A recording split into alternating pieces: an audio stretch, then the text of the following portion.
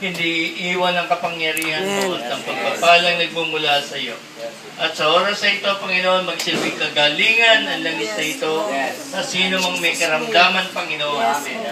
Patuloy, Panginoon, pinananampalatayaan namin, hindi ordinaryong langis ito, Panginoon. Ito'y nagmumula sa iyo. Dinideklara namin, Panginoon, mula sa oras na ito, ang pagbalot ng iyong kapangyarihan sa bawat isa. Sa pangalan ni Jesus. Amen.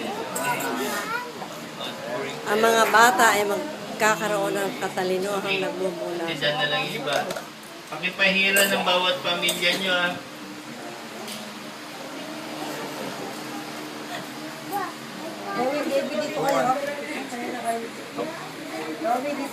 Sino pa?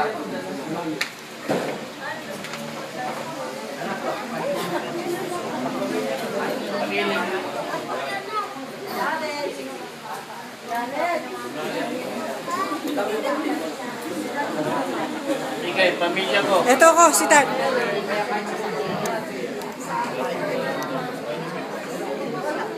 Paki-bless nyo lang yung mga anak niya.